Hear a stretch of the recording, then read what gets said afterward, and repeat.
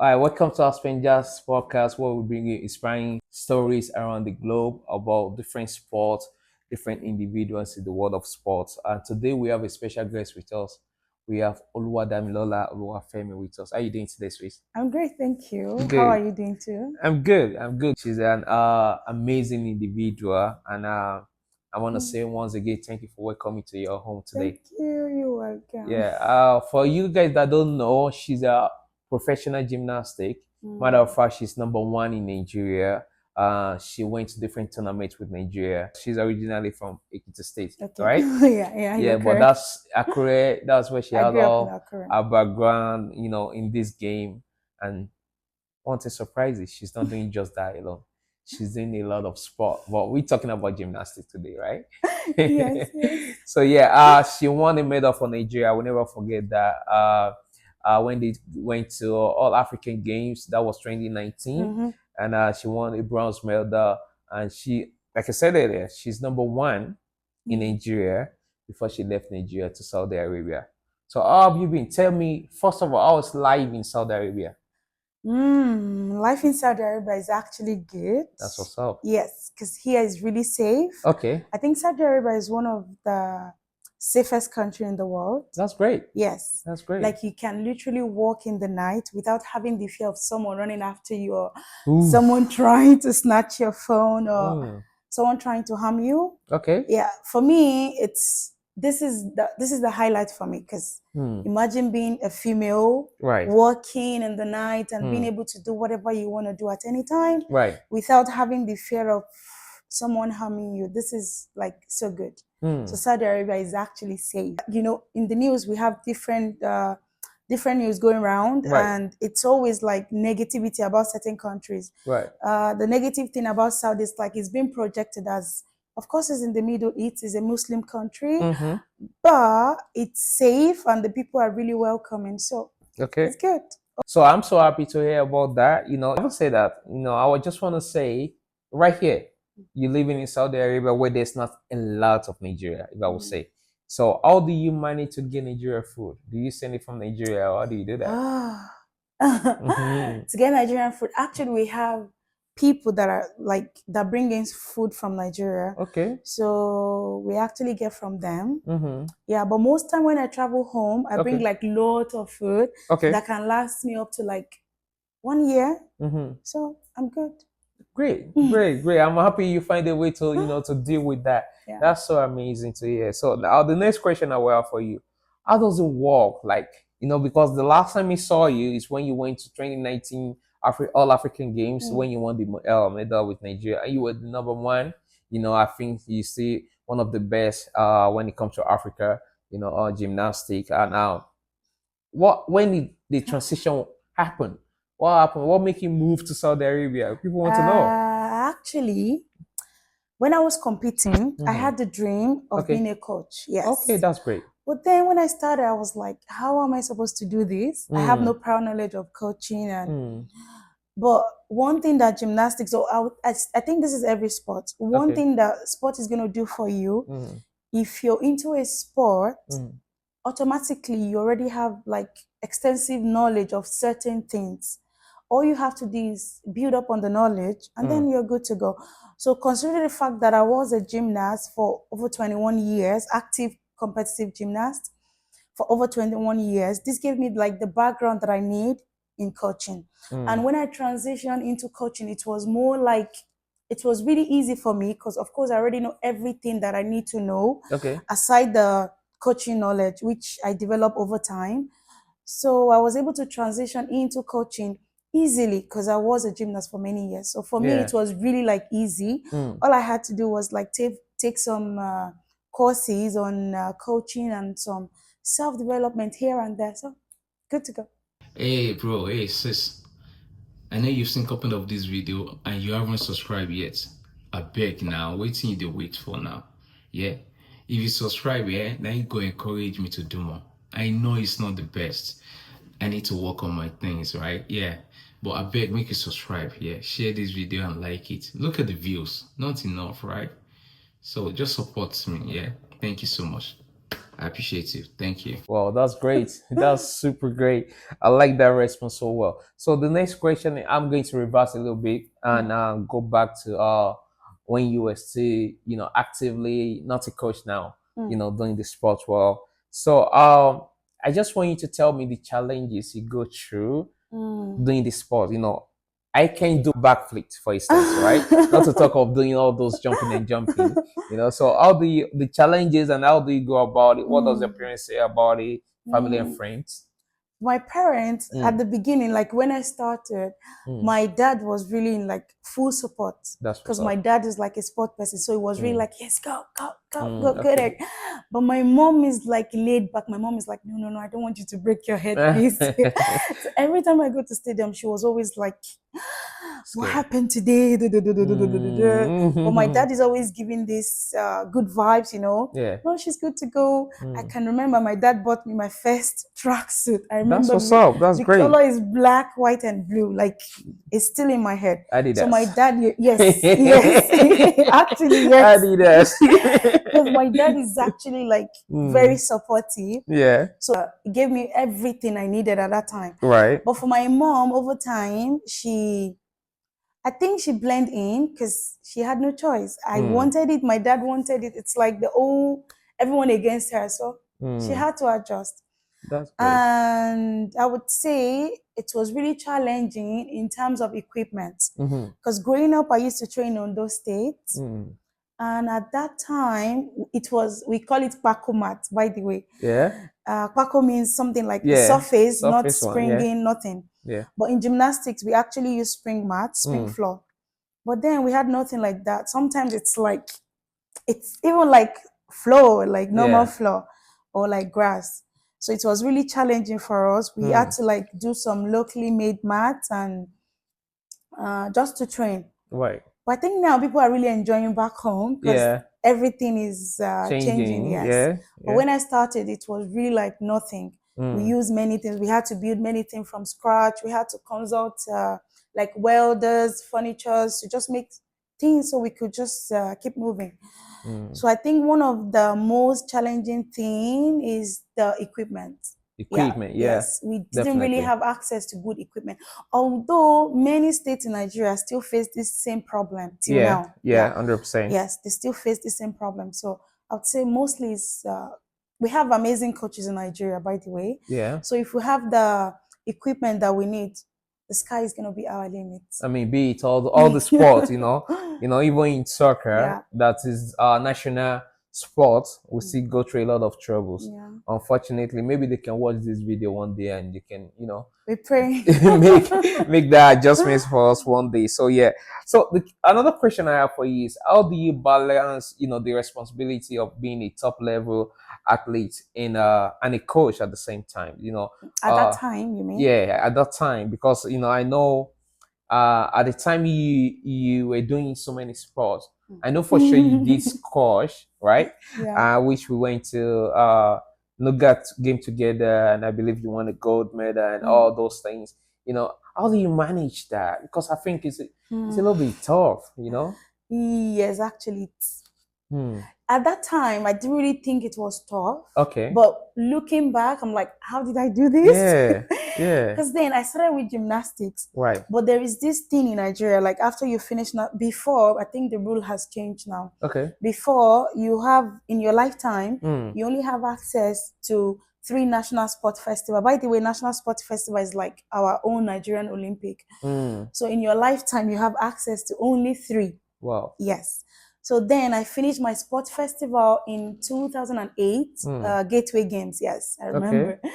And after that, it's like, what's left? What's next? Only championships. Yes, for championships, that qualifies you to like go for international championship to represent Nigeria. Right. But that's not all. I had potentials. I was young. Right. I wanted more. I know, right? And then I feel like I could do more. And then my coach, my gymnastics coach in Ondo State, Auntie Bola, we used to call her Auntie. She's a mom, by the way. Got she's you. old. She's old to be my mom, but we call her Auntie. And then she introduced me to my squash coach, and then she was like, "Oh, you will be good." And that was how I started squash. Wow. And within a year, I was able to represent Ondo State. It was really I was able to pick So up so quick. fast. Yes, I think gymnastics gave me like the basic that I need in squash. So I was able to pick up so fast. And before you, I was able to play under 18. I emerged under 18 champion like this, and then I was able to go into the senior team like, but I didn't really last long because I had to switch back to gymnastics because they allowed the rule, and then I was able to come back to gymnastics. Yeah. But while I was in squash, I was able to do many things. I represented Ondo State in National Sport Festival. I think this was in 2012. Right. Lagos, Eco 2012. Yeah. Okay. If I'm not mistaken. Right. Our team won a gold medal. We emerged like the best team in the country. That's what's up. And then when I was in the university, I was able to go to National University Games, and then I won gold overall in all of the events. Yeah, that was really big for me because that was my first time. Wow. And to see people come from like many universities, it's really big. It's a big win for me. Right. Yes. Right. And then after that, I went for World Junior Championship, like in what's this country called? Namibia. Okay, Namibia. Yeah. And then I went to Namibia for World Junior Championship to represent Nigeria. Okay. So it was really a tough time at that time because I was the only one. We were about 6 in camp, but I think others had some issues. I think visa issues, and then I was the only one with my coach. So it was really like wow. But I'm really grateful because I had the opportunity to like represent my country in a sport that I didn't start early. Wow. So it's like, it's big for me. It is. Yeah, it is. it's big for me. The big achievement. And for gymnastics, yes, here we are. Before I came to Saudi Arabia, I was Nigerian #1. That's great. I got this title in 2021. Yeah. Yeah, I really worked hard for this. I agree. And I'm really, really grateful I was able to like achieve this because this has been one of my goals the longest time. Yeah. So I'm so happy I was able to achieve this before I say, yes, I'm not doing this again. And when I came to Saudi Arabia, before I left Nigeria, I was actually coaching. So, and that's it. It's a little bit painful, you know, I would say that most of our talented athletes end up being useful for another countries. Unfortunately, Nigerians, you have to do something better because you know, these benefits should be useful for our kids. Yeah. You know, you want to be a coach after your career as a sports individual. I think you should be able to like transfer that. Yeah. To our kids, you know. I mean, don't get me wrong. It's always good to come abroad to do it. I'm doing the same thing as well, but I think the opportunity is not there, you know, for us to do that, and that's so bad. I think they should be able to do something about that. Now, talking about that, now, what's your go-to song when you're going for a competition or even warm-up practice? Because you know, most people will be like, I like to listen to Whiskey, you know, before I do something. I like to like listen to Babao Show or something. Do you have anything like that? I do have a couple of them. Okay. I don't actually have a favorite. Oh, okay. That's what's up. But I actually love some songs from Adekunle Gold and Simi. That's what's up. They're actually my favorite, yes. You want to Adekunle Gold, give Simi, us one. Give us one. Give us one. Give us one. Ìyàwó no get wombo, nurse say you get belly. I'll just sing the chorus. There is a God. Ìyàwó no get wombo, nurse say you get belly. You done dey sick for long, doctor say you done well. Bó ṣe ń sùn, bó ṣe ń jí, ṣé lásán ló pé. Like to do that. They listen to songs and they are some kind of ritual thing they do before they stepping on this the platform to show the whole world what they can do. And I like that fact. So apart from gymnastic, obviously you talk about squash. Apart from all those things, on other ground, what do you do that the people that watch you, you know, doing your sport don't know you have that talent? For instance, right? Something special. It might be anything, you know, anything related to sport. You don't have to. That's it. Now we're moving away from sports, you know. So I can actually host like okay, events. okay, Yeah, I can okay, be an MC. okay. On the side, everyone in Saudi Arabia, if you need something special, Yeah. she's right here for you. Okay. Damilola, let them know. Your host is here. Your host is here, so you have to make sure, give her a call. I'm going to put her number here or her email. Okay. Reach out, and let her know you're ready and she's ready for you. That's very nice to know. That's very nice to know. So another thing I would like to ask you, right? Now you've been here, right? So do you coach adult age or young kid? Can you just give us a his journey in Saudi Arabia, the levels of the people you coach, what is it all about? Like when I came here, because Yeah. I feel like gymnastics is just trying to develop in Saudi. Gotcha. Yes. When I came here, it was like 3 years ago, it was different compared to now. Right. Right now, oh my God, looking back, I'm always like, the girls are really trying, the boys are really trying, they're getting it. Right. And the federation is really helping them. They're pushing them to do great things. Wow. And in my club, I work at Limba Gymnastics Academy, one of the best club in Saudi Arabia. Yes, That's I what's can up. scream this That's anywhere. what's up. Yes. Yeah. So we coach, we cater to kids from age 3 to age 16. Yeah. Yeah. And then for adults, we actually have classes for adults sometimes. Like some adults, just like you, they may have just one goal. They may be like, oh, just like you said, you don't know how to do back end I swing. don't. Yes. So we have some adults that may be like, oh, I want to learn how to do this. Yeah. And then they just reach out to us, and then we just arrange for a private class. Okay. And we like take them from the basics up to that particular skill they want to achieve. Yeah. Yes. So, but basically, what we cater to is to kids. Yes. But Okay. on the side, adults. So on the side now, on the other note, apart from your club, obviously, do you do like outside job for kids? We Okay, can't. they can't do something like that because I know some of you are look like maybe she can teach my kid, but unfortunately, Unfortunately, no. She has an I'm agreement, not a available. contract to do a job, and she's doing just that, and that's very good. I love those things. The way you guys move is so Thank you. special. Oh my God, I love it. I open my mouth sometimes I can't close it. I think that is so beautiful to watch. So when the next question I will ask for you now is when is that defining moment in your career that you think, man, this is what I want to do? Like, what I want to do. Yeah, you don't want to do something else because obviously I know you're a smart lady. But when was the time? And you from Ekiti, everyone from Ekiti like to study, lawyer, doctor. They have great sport people too. Don't get me wrong, but when did you decide? You know what? I want to go this route. I think that was in 2015. I was 7. And then my PPA was close to the stadium for the FCT. Yes. So after close of work, I go in there and then I see some kids training and then I join them, I give them instructions. Then I was still like actively competing.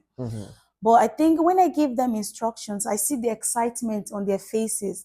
I see that when they like take the instructions and they get that thing they're actually learning, they get so excited. Like I see the happiness, I see the joy.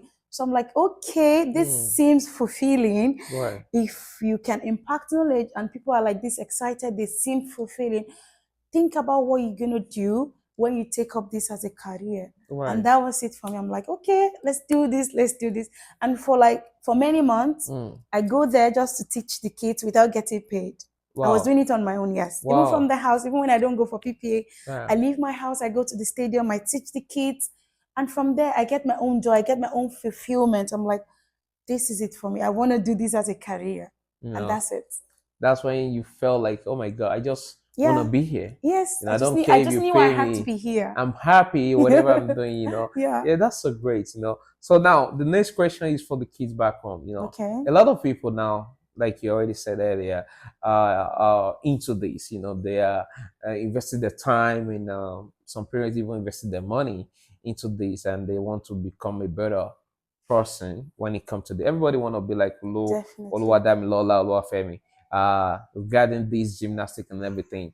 What would be your advice for these kids growing up, the girls most especially, but for both of them actually, boys and girls? All I would say is keep trying, don't give up.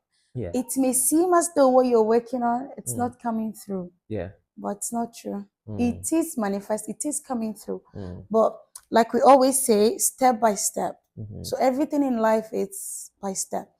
Just one step at a time, and you're gonna get there. Actually, I have an academy in Nigeria. Oh yeah, that's what's up. You should have mentioned that. Tell us I actually about have an that. academy in Nigeria. I started this in 2000 and before COVID. That was in 2018, 2019. Okay. But then after COVID, I had to move. I don't want to go into details of everything, yes, but I still have the academy running. I have people that are really like, shout out to Micah. She's really good. All right. She's doing the old thing. She's doing the old work. She's taking it as though Zamani is hers. Shout out to you. God bless you. Yeah. So, and for me, my goal is to impact knowledge. I want to see kids go far and wide.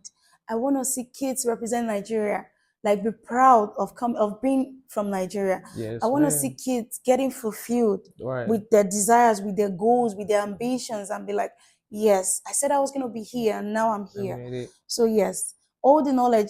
I actually have a goal for coming abroad. And at the end of it all, my goal is to go back to Nigeria, impact, build up my academy in a way I want. Because right now, I'm not really in charge. Yes, I monitor, but I'm not really like there. You're not there on site. So the knowledge is not like directly coming from it's like you. Indirectly, yes. So over time, after my international experience, I really want to go back home, build up my academy, train people, send them. And then the sky is going to be their limit. So I would just say to anyone that is watching, keep grinding. Don't give up. You just said, I'll say that. All right. Stop doing the backflips behind the window, at the playground. I want you to go to our school back in Nigeria. She has an academy back in Nigeria. And I believe the academy is where is it? National Stadium. National Stadium. That's even more easier for you. So go there.